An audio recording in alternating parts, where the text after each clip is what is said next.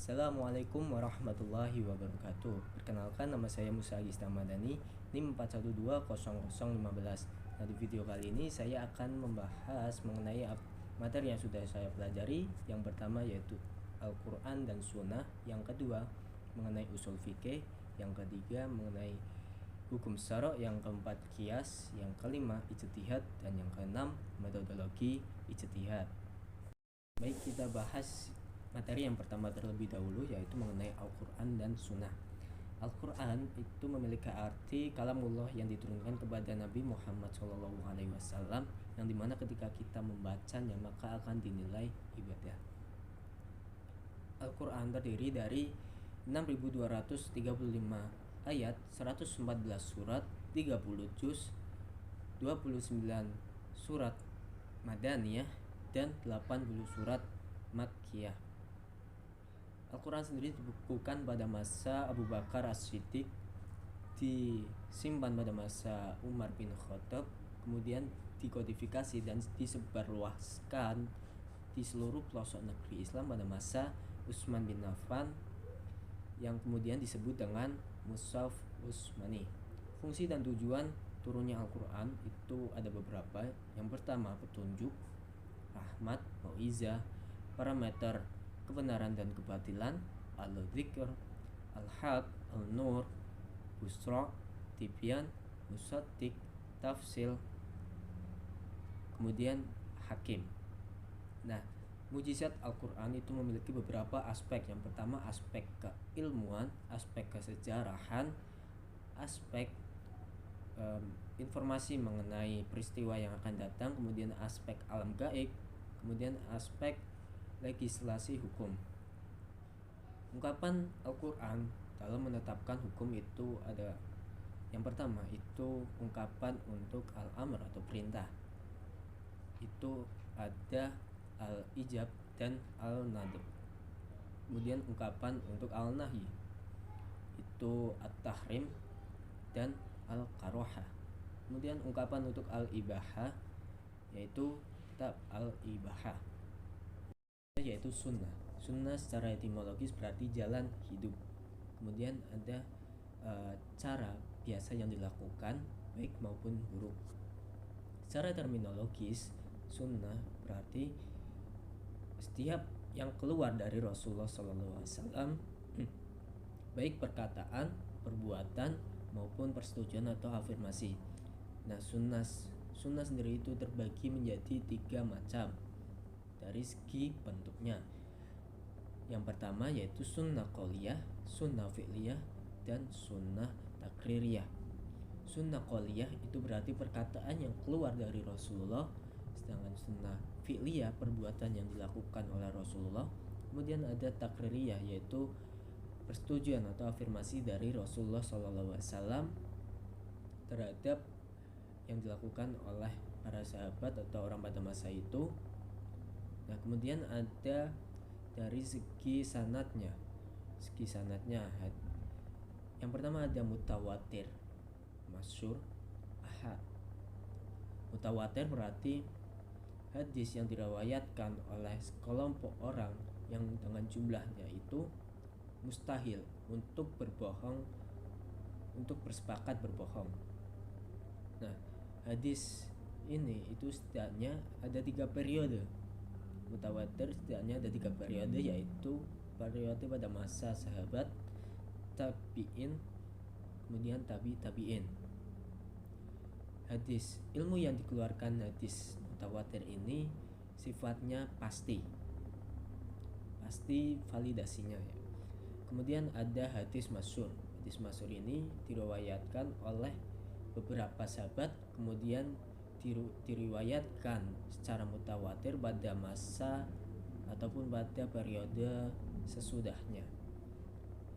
Hadis masyhur ini di bawahnya hadis mutawatir, di atasnya hadis ahad. Nah, kemudian ada hadis ahad.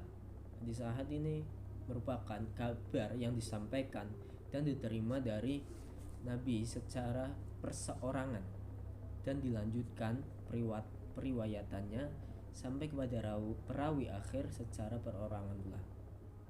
dan keujahannya ataupun statusnya yaitu di bawahnya mutawatir dan wajib digunakan sebagai sumber dalil hukum.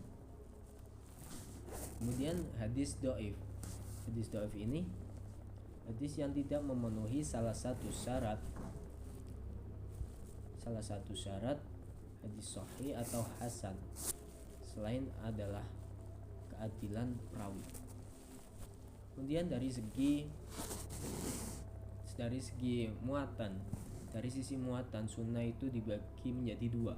Yang pertama sunnah tasri'iyah, kemudian ada sunnah ghairu tasri'iyah. Sunnah tasri'iyah itu mengikat untuk dilakukan, seperti contoh ucapan atau perbuatan yang dilakukan oleh Nabi yang untuk risalah dan penjelasan dari Al-Quran. Kemudian ucapan dan perbuatan Nabi waktu memimpin pada saat medan perang ataupun sebagai pemimpin. Kemudian ucapan dan perbuatan Nabi sebagai hakim. Kemudian ada khairu tasri'iyah. Khairu tasri'iyah ini tidak mengikat untuk harus kita lakukan pada masa sekarang juga. Nah, seperti contoh itu kebiasaan sehari-hari, makan, minum, tidur. Nah, seperti contoh bisa dikatakan seperti itu. Kemudian fungsi dari sunnah ini merupakan sebagai penguat dan sekaligus penjelas Al-Quran. Seperti itu. Mungkin itu saja penjelasan mengenai Al-Quran dan hadis. Nah, selanjutnya kita memasuki materi yang kedua, yaitu usul fikih. Fikih sendiri memiliki makna, secara bahasa memiliki makna faham, setengah faham, atau sedang-sedang saja. Nah, fikih itu memahami hal-hal yang samar. Perbedaan antara fikih dengan ilmu yaitu fikih itu memahami secara mendalam, sedangkan ilmu itu hanya sekedar tahu saja. Tingkatan ketika kita memahami sesuatu itu ada 4 tingkatan. Yang pertama al-wahm, kemudian yang kedua asyak, yang ketiga al-dhon, dan yang keempat yakin. Yang pertama itu al-wahm atau dugaan lemah, persentasenya kurang lebih 25%. Kemudian al-asyak itu ragu-ragu, persentasenya hanya 50%. Yang ketiga itu ada yang ketiga itu ada adon, yaitu dugaan kuat, persentasenya kurang lebih dari 50%. Kemudian yakin. Nah, yakin sendiri itu masih memiliki tingkatan lagi, yaitu masih 3 tingkatan, yaitu ada ilmu yakin, ainul yakin, dan hakul yakin. Persentasenya itu sudah 100%. Secara istilah fikih itu berarti mengetahui dengan memahami hukum syariat dari dalil-dalil yang terperinci dengan cara istidlal. Usul fikih menurut kaum Syafi'iyah yaitu memahami dalil-dalil fikih secara ijmal dan cara-cara mengeluarkan hukum dari dalil-dalil tersebut dan keadaan orang yang mujtahid. Menurut Malikiyah, Hanafiyah, dan Hanabilah yaitu kaidah-kaidah yang menjadi perantara yang mendatangkan untuk istinbat hukum, untuk menggali hukum dari dalil-dalil perinciannya. Kemudian ada objek kajian usul fikih. Ada 2 objek kajian yang dikaji. Intinya ada 2 objek yang dikaji usul fikih, yaitu kandungan hukum dari dalil dan dalil-dalil dari suatu hukum. Kemudian faedah memahami usul fikih. Yang pertama, mengerti hukum-hukum Allah dapat meningkatkan diri dari yang belum tahu mengenai hal dasar menjadi tahu mengenai hal dasar, seperti yang tadinya belum tahu mengapa sholat duhur 4 rakaat jadi tahu kenapa sholat duhur 4 rakaat. Kemudian kaidah usul fikih itu dari mana? Asalnya yang pertama itu dari Al-Quran dan Sunnah, kedua ilmu tauhid, ketiga itu ilmu bahasa Arab, dan yang keempat itu ilmu mantik atau ilmu logika. Selanjutnya masuk materi yang ketiga yaitu hukum syara'. Menurut usul fikih, hukum syara' yaitu titah Allah yang menyangkut tindak tanduk ataupun perilaku mukallaf dalam bentuk tuntutan pilihan perbuatan atau tidak, atau dalam bentuk ketentuan-ketentuan. Fungsinya sebagai aturan tingkah laku mu'allaf. Menurut ahli fikih, hukum syara' yaitu sifat yang merupakan pengaruh atau akibat yang timbul dari kitab Allah terhadap orang mukallaf itu.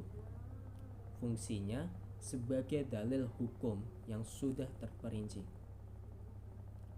Hukum syara' dan pembagiannya itu ada berapa? Yang pertama ada wajib. Nah, wajib ini memiliki beberapa, dibagi lagi memiliki beberapa bagian. Yang pertama mutlak, wajib mutlak. Wajib mutlak, kemudian wajib muakkad, kemudian wajib aini, kemudian wajib muhaddad, ada lagi wajib khairu muhaddad, kemudian wajib muayyan, dan wajib mukhayyar. Wajib mutlak itu tidak ditentukan waktu pelaksanaannya, sedangkan wajib muakkad ditentukan oleh waktu tertentu dan tidak sah apabila dilakukan di luar waktu yang telah ditentukan. Kemudian wajib aini, kewajiban yang dilaksanakan oleh diri sendiri. Wajib kifayah, kewajiban yang dilaksanakan oleh kelompok. Apabila tidak ada yang mewakilinya, maka seluruh anggota ataupun seluruh masyarakat itu akan terkena dosanya, itu akan berdosa. Kemudian ada wajib muhaddad, sesuatu yang dinyatakan oleh pembuat hukum, kewajibannya ditentukan oleh qadar. Wajib khairu muhaddad, sesuatu yang pelaksanaannya tidak ditentukan ukurannya oleh pembuat hukum. Wajib muayyan, yaitu suatu hukum wajib apabila seseorang telah melakukan tuntutan. Wajib mukhayyar, sesuatu yang dituntut oleh pembuat hukum untuk memilih satu hal yang ditentukan. Kemudian ada madhub atau sunnah. Nah, dari segi selalu dan tidaknya Nabi melaksanakan sunnah muakkad dan khairu muakkad. Kemudian jenisnya lagi ada dari segi kemungkinan meninggalkan perbuatannya. Jadi sunnah itu ada sunnah dari segi kemungkinan meninggalkan perbuatannya itu ada 3: sunnah hadyu, sunnah zaidah, sunnah natal. Sunnah hadyu jika dilakukan mendapatkan pahala, tapi jika ada seseorang yang meninggalkan maka orang tersebut tercela. Sunnah zaidah, sunnah yang diriwayatkan mukallaf baik dan apabila ditinggalkan tidak ada sanksi. Sunnah natal, perbuatan yang dinyatakan sebagai tambahan dalam melaksanakan suatu yang wajib. Kemudian yang ketiga yaitu haram. Haram di sini dibagi menjadi 2 macam, yaitu haram zati dan haram ghairu zati. Haram zati sesuatu yang sengaja diharamkan oleh Allah karena di dalamnya terdapat unsur perusak. Kemudian yang kedua itu haram ghairu zati, larangan yang bukan dari zatnya namun dapat mendatangkan akibat. Yang keempat itu ada makruh. Makruh dibagi menjadi 2, yaitu makruh tahrim dan tanzih. Yang kelima mubah, yaitu sesuatu yang diberi kemungkinan oleh pembuat hukum atau memilih memperbuat dan meninggalkan. Jadi intinya yaitu ketika boleh kita itu melakukan dan boleh untuk meninggalkannya.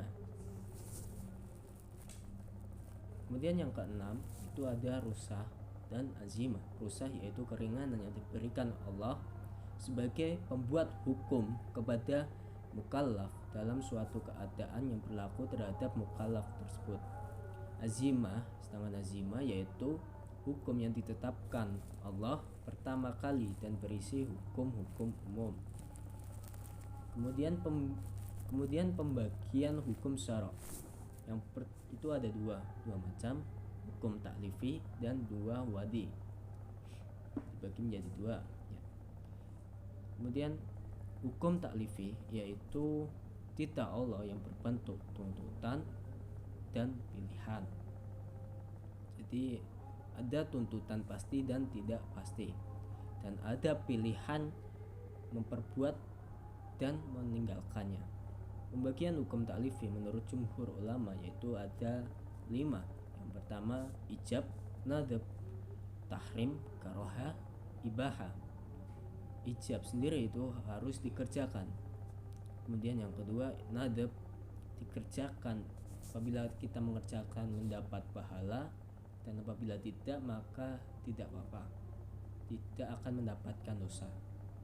Kemudian tahrim ini apabila kita mengerjakannya maka mendapat dosa, dan apabila meninggalkannya kita akan mendapat pahala. Kemudian karoha, apabila kita meninggalkan maka mendapat pahala, dan apabila mengerjakannya tidak mendapat dosa. Yang kelima itu ibaha, apabila kita meninggalkan tidak mendapat dosa, dan ketika kita tidak mengerjakannya tidak mendapat pahala. Kemudian yang kedua itu hukum wadi ya, yaitu ketentuan-ketentuan Allah yang mengatur tentang sebab, syarat, mani atau penghalang, sah, batal, dan fasid. Memasuki materi yang keempat yaitu kias. Kias sendiri secara bahasa yaitu artinya mengukur, membandingkan, menyamakan, mengenai sesuatu, atau mengambil contoh. Secara istilah, kias adalah menetapkan suatu masalah hukum yang sama dengan hukum suatu kasus lantaran adanya kesamaan ilat menurut mujtahid. Kemudian rukun kias ini ada 4. Yang pertama hukum yang ada dalam Al-Quran dan Sunnah. Kedua hukum yang tidak ada dalam Al-Quran dan As-Sunnah. Yang ketiga itu ilat. Yang keempat itu hukum dari kasus asal. Kemudian ada kualifikasi kias. Al-asl adalah masalah pokok yang sudah jelas status hukumnya dengan berlandaskan nas syara'.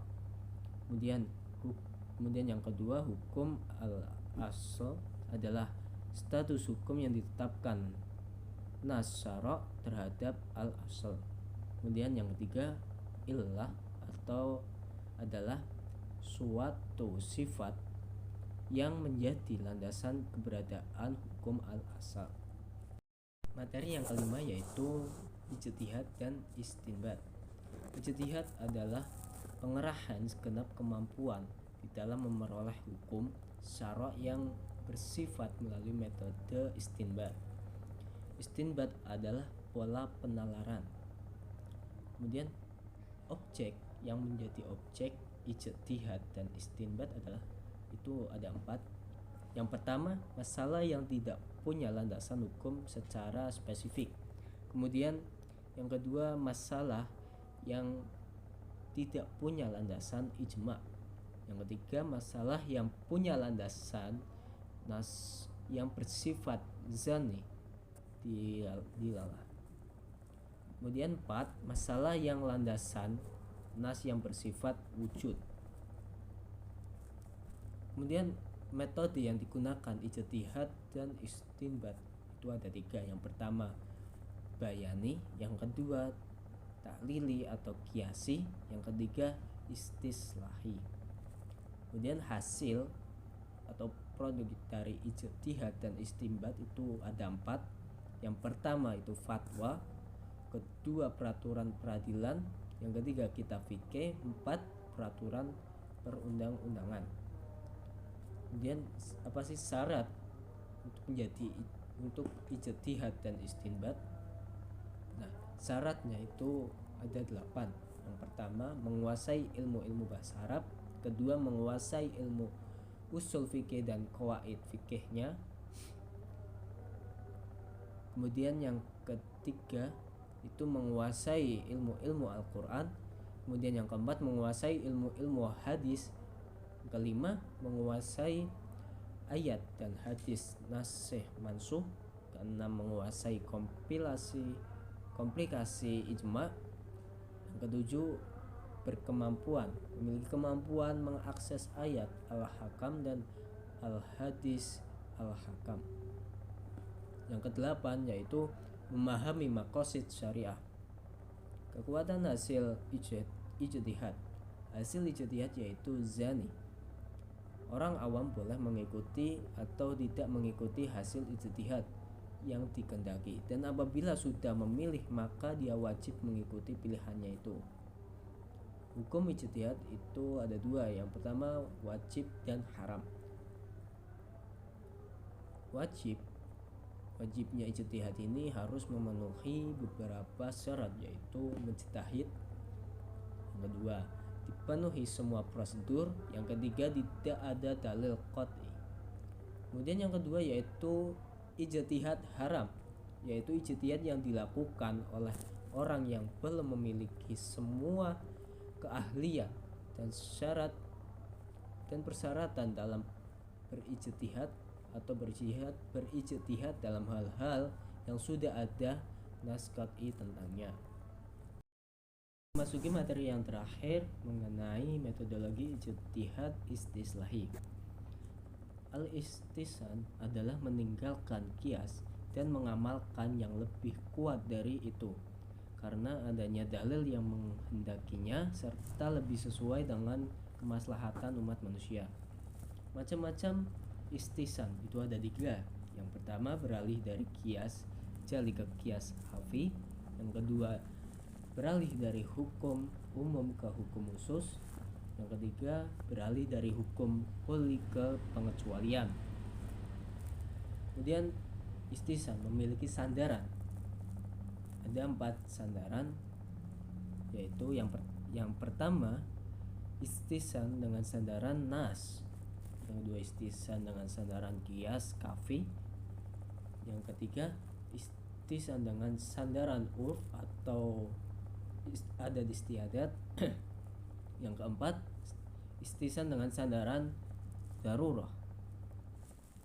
Kewujudan istihsan itu ada 2 dalam Al-Quran. Yang pertama dalam Quran surat Al-Baqarah ayat 185, yang kedua Az-Zumar ayat 55. Al-Mursalah adalah maslahat yang terlepas.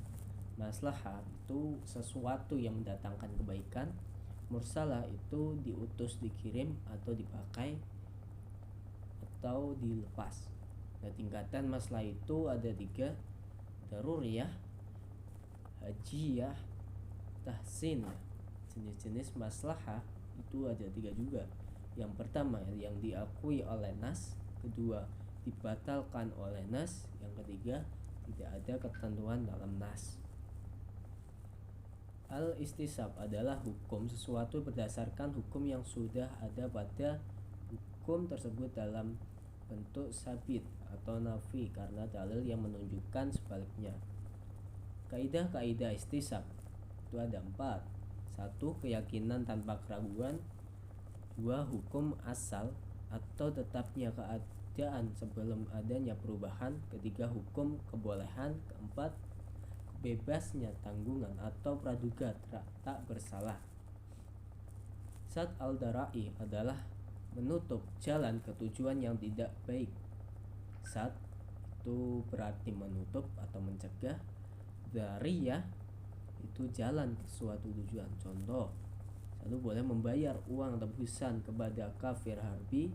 2. Kemudian yang kedua yaitu diharamkan qati menjatuhkan hukuman berdasarkan pengetahuannya. Kemudian haram menjual senjata kepada orang kafir. Kemudian melihat aurat, menggali sumur depan pintu.